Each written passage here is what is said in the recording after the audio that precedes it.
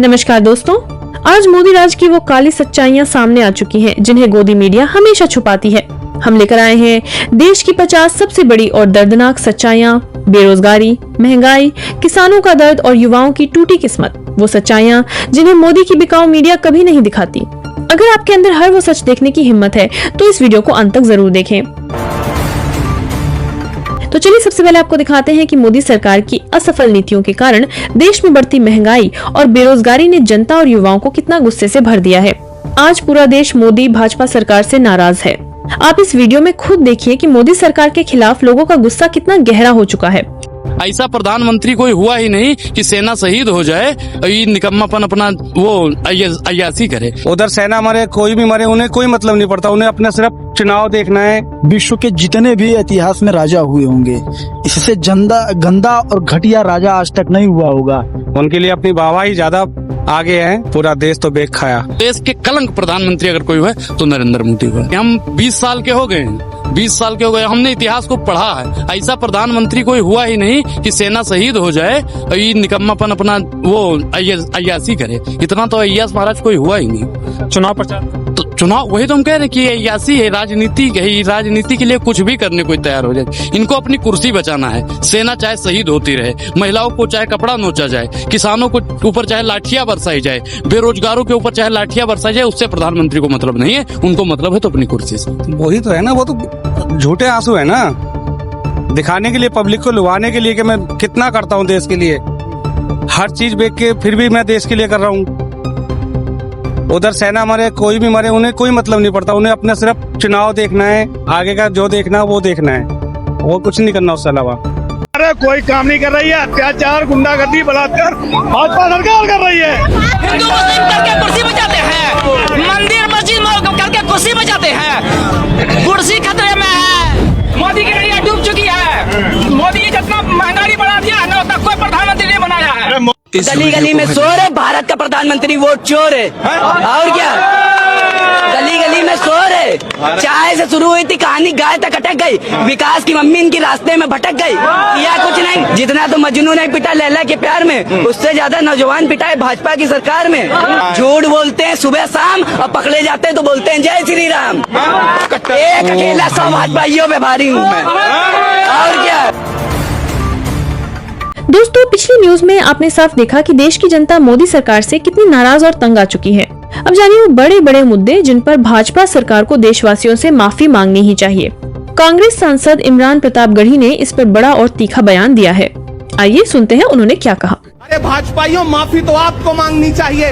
15 लाख के झूठे जुमले के लिए माफी मांगो, बढ़ती हुई महंगाई के लिए माफी मांगो, अच्छे दिन के झूठे वादों के लिए माफी मांगो, लोकतंत्र को कुचलने के लिए माफी मांगो, महंगाई के खिलाफ माफी मांगो, 400 का सिलेंडर 1100 रुपए करने के लिए माफी मांगो, 58 रुपए का पेट्रोल 100 रुपए का करने के लिए माफी मांगो, हिंदू को मुसलमान से लड़ाने के लिए माफी मांगो, सिख को ईसाई से लड़ाने के लिए माफी मांगो। माफी तो तुम मांगो। मैं हिंदुस्तान के लोगों से कहना चाहता हूं कि हमने सहराओं में हासिल किया आसानी से, तुम समंदर में भी रहकर न मिले पानी से। ये सियासत के दिए सबके हवाले न करो, मुल्क बिक जाता है एक शख्स की नादानी से। इस शख्स की नादानी से देश बिक रहा है, लोकतंत्र मटिया मेट हो रहा है, संविधान को कुचला जा रहा है। एक ऐसी आवाज जो आपके लिए संसद में बोल रही थी। तो आइए अब देखते हैं अगली बड़ी और चौंकाने वाली खबर। पिछले 10 सालों में योगी सरकार और मोदी सरकार ने जनता के टैक्स के पैसे का खुला दुरुपयोग करके अपना प्रचार फैलाने और अपनी छवि चमकाने का काम किया है। इस रिपोर्ट में आप खुद देखिए। भाई, चेहरा चमकाने में तो योगी आदित्यनाथ ने नरेंद्र मोदी को भी पीछे छोड़ दिया। जो आंकड़ा बताने वाली हूँ, सुनकर कानों पर हाथ रख लेंगे आप। योगी आदित्यनाथ अपने प्रचार प्रसार पर रोज 2 करोड़ 32 लाख रुपए खर्च कर रहे हैं, जबकि मोदी हर रोज अपना चेहरा चमकाने पर 1 करोड़ 50 लाख रुपए खर्च करते हैं। यूपी में योगी सरकार ने पब्लिसिटी पर 8 सालों में 6,811 करोड़ रुपए खर्च किए हैं, जिसके हिसाब से दिन का होता है 2.32 करोड़ रुपए। सोचिए जरा, एक दिन प्रचार प्रसार पर सरकार की छवि चमकाने पर 2.32 करोड़ खर्च किए जा रहे हैं, वो भी सिर्फ एक राज्य में जो मोदी सरकार के खर्च से कहीं ज्यादा है। यही करना पड़ता है जब सरकारें काम नहीं करती। अगर यही पैसा योगी ने अस्पतालों में लगाया होता तो छत नहीं गिरती, मिड डे मील में लगाया होता तो बच्चों को पानी वाली दाल नहीं मिलती, सड़कों पर खर्च किया होता तो गड्ढों से मौत नहीं होती। अब जरा सोचिए, आपकी कमाई का, टैक्स का पैसा बीजेपी की सरकारें, उनके मुख्यमंत्री, प्रधानमंत्री अपना चेहरा चमकाने पर खर्च कर रहे हैं। अब जब भी वोट का मौका मिले, सबक सिखाएं इन भाजपा वालों को। दोस्तों, आज मैं आपको मोदी सरकार की सबसे बड़ी सच्चाई बताने जा रहा हूँ। मोदी सरकार ने पिछले 10 सालों में पूरे देश को जानबूझकर टुकड़े टुकड़े कर दिया है। एक तरफ अमीरों की दुनिया, दूसरी तरफ गरीबों की भूख। एक तरफ हिंदू मुस्लिम का जहर फैलाया, दूसरी तरफ सिख ईसाई को भी निशाना बनाया। देश को बांटने का यही उनका असली एजेंडा रहा है। इस पर जनता क्या कह रही है, आप जरा सुनिए। आज इस देश को हिंदू मुसलमान में बांटा किसने? बीजेपी ने। आज इस देश में जाति में बांटा किसने?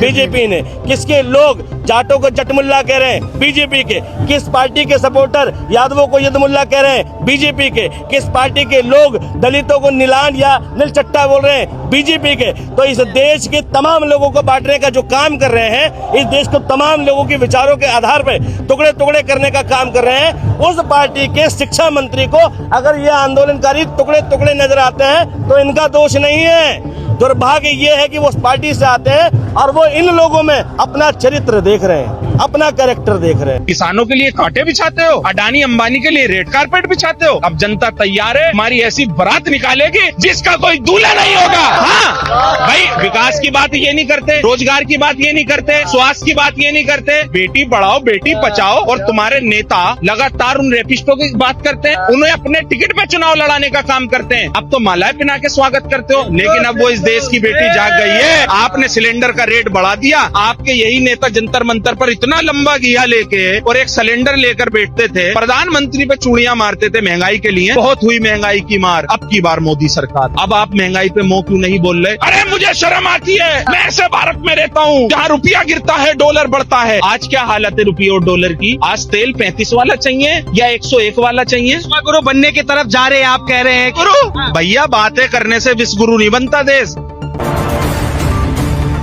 दोस्तों, अब आपको वो वीडियो दिखाते हैं जिसमें संजय सिंह ने संसद में मोदी सरकार की पोल खोल दी। उन्होंने साफ कहा कि देश में गैस और पेट्रोल की समस्या सिर्फ और सिर्फ मोदी सरकार की गलत नीतियों की वजह से है। इस सच्चाई को सुनते ही सत्ता पक्ष के सांसदों में हड़कंप मच गया और संसद में जोरदार हंगामा हो गया। मोदी सरकार की नाकामी पर संजय सिंह का यह हमला देखिए। आप क्यों इजराइल की चमचागिरी में खड़े हो गए, जिसके कारण से हिंदुस्तान को आज गैस का संकट भुगतना पड़ रहा है? भगौड़ों के बारे में मत कहिए। इस समय भगौड़ा कौन है, ट्रंप की गुलामी कौन कर रहा है, पूरा देश देख रहा है। देश का प्रधानमंत्री गैस के संकट के इस समय में किस गुफा में छुपा हुआ है? पहले उसको निकाल के लाइए। पहले उसको निकाल के लाइए। प्रधानमंत्री किस गुफा में छुपे हुए हैं? के बारे में आप हमारे ऊपर टिप्पणी कर रहे हैं, का प्रयोग नहीं करेंगे। आप हमारे ऊपर टिप्पणी कर रहे हैं, ये आप हमारे ऊपर टिप्पणी कर रहे हैं। पूरा देश गैस की लाइनों में खड़ा है, यहाँ पर शामिल प्रधानमंत्री गुफा में छिपे हुए हैं। प्रधानमंत्री को निकाल के लाइए, प्रधानमंत्री को निकाल के लाइए। मुद्दों पे बात नहीं करेंगे। इस्तेमाल किया है, ये शब्द ठीक नहीं है। जो युद्ध चल रहा है इजराइल और अमेरिका और ईरान के बीच में, आप क्यों इजराइल की चमचागिरी में खड़े हो गए, जिसके कारण से हिंदुस्तान को आज गैस का संकट भुगतना पड़ रहा है? पूरा देश लाइन में खड़ा है, गांव लाइन में खड़ा है, शहर लाइन में खड़ा है, एक एक इलाका लाइन में खड़ा है। होटल बंद हो रहे हैं मान्यवर। मोरवी के अंदर गुजरात में टाइल्स की फैक्ट्रियां बंद हो रही है मान्यवर। आपने क्या हालत की है? आप राज्यों के साथ न्याय नहीं करते, आप ग्रामीण व्यवस्था के साथ न्याय नहीं करते। आपने बनारस के अंदर 4200 एकड़ जमीन वहां के किसानों की जबरन कब्जा की। 2013 का जो अधिकरण का नियम है, वो नियम आपने लागू नहीं किया। वहां लाठियों से किसानों को पीट के प्रधानमंत्री के संसदीय क्षेत्र में जमीनें कब्जा करने का काम आपने किया। जो पंजाब पूरे देश का पीडीएस सिस्टम चलाता है, 50% भागीदारी पंजाब के किसानों की होती है। आपने पंजाब के रूरल डेवलपमेंट का 8000 करोड़ रुपए मार के बैठे हुए। आप बताइए क्यों आपने पंजाब का हिस्सा नहीं दिया? क्यों आप वहां के साथ सौतेला व्यवहार कर रहे हैं? बताइए इस देश को और पंजाब के लोगों को। दोस्तों, हम आपके लिए ऐसी ही महत्वपूर्ण खबरें लाते रहेंगे। जुड़े रहने के लिए अभी चैनल को सब्सक्राइब करें।